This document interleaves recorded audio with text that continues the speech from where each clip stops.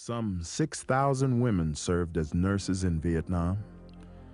Dealing with death was their regular routine. When you are sitting there working on someone in the middle of the night, and it's a 19-year-old kid who's 10,000 miles from home, and you know that he's going to die before dawn, you're sitting there checking his vital signs for him, and hanging blood for him, and talking to him, and holding his hand, and looking into his face, and touching his face. And you see his life just dripping away. And you know he wants his mother. And you know he wants his father and his family to be there. And you're the only one he's got. I mean, his life is just oozing away there. Well, it oozes into your soul.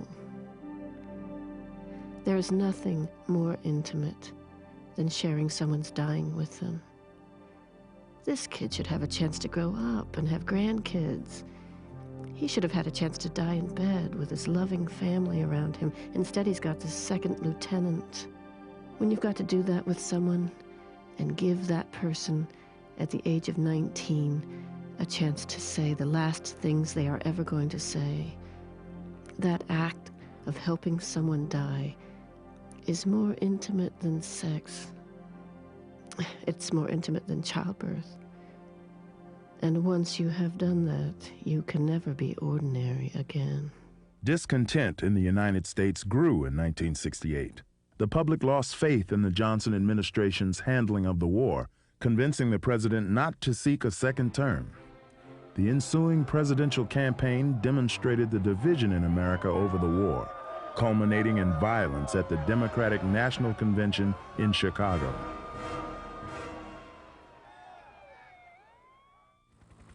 By July 1968, troop levels in Vietnam had reached 550,000.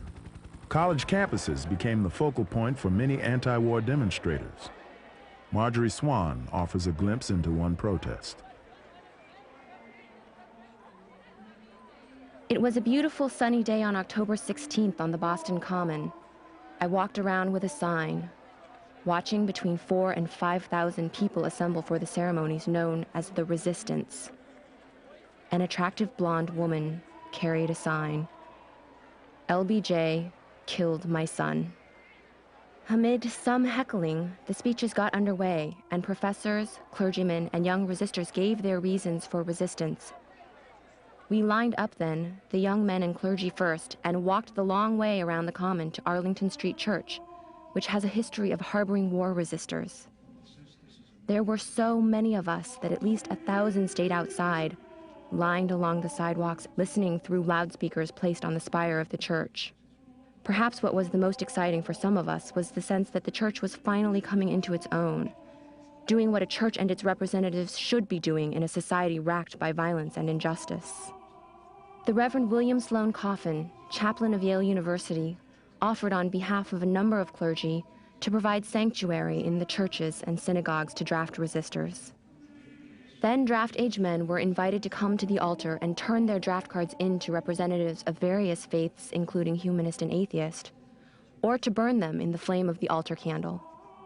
A moment of silence called in memory of all the victims of war even brought silence for at least half a minute from the right-wing hecklers and multitudes of police standing out on the street corners with us.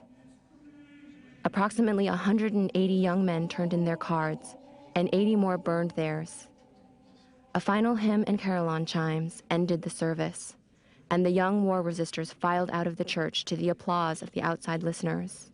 Maybe this is a beginning of fulfillment of the old adage, wars will cease when men refuse to fight.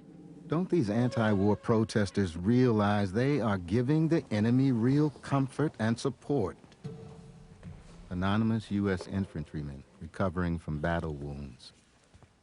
By the mid-60s, Americans were deeply divided by the Vietnam War, and some soldiers who were called to serve felt deserted by the American people.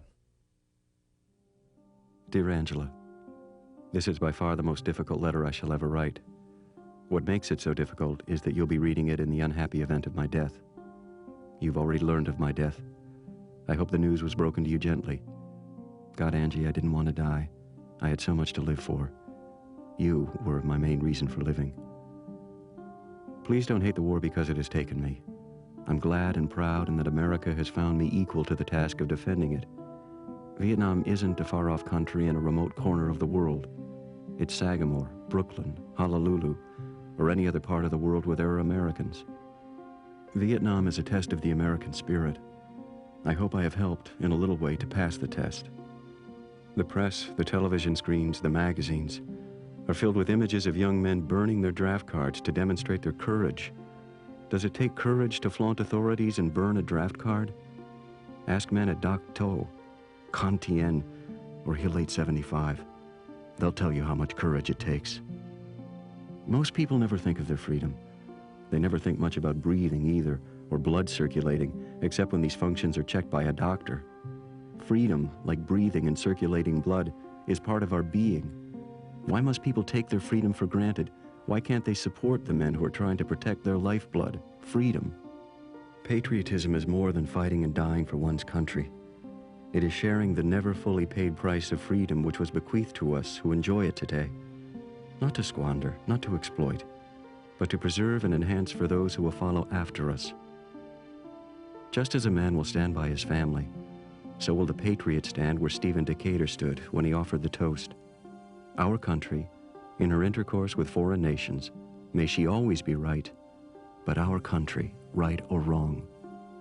I want you to go on to live a full, rich, productive life. I want you to share your love with someone. You may meet another man and bring up a family. Please bring up your children to be proud Americans. Don't worry about me, honey. God must have a special place for soldiers. I've died as I always hoped, protecting what I hold so dear to my heart. We will meet again in the future. We will. I will be waiting for that day. I'll be watching over you, Angie, and if it's possible to help you in some way, I will. Feel some relief with the knowledge that you filled my short life with more happiness than most men know in a lifetime. I love you with all my heart, and my love for you will survive into eternity. Your Joey. Joey Santoni died on March 27, 1968. We have concluded an agreement to end the war and bring peace with honor in Vietnam and Southeast Asia. Secretary of State Henry Kissinger. On November 13, 1982, the Vietnam Veterans Memorial was dedicated in Washington, D.C. The wall includes the names of 58,000 U.S. soldiers who were killed in Vietnam. Friends, families, and fellow soldiers leave mementos at the wall in honor of the dead.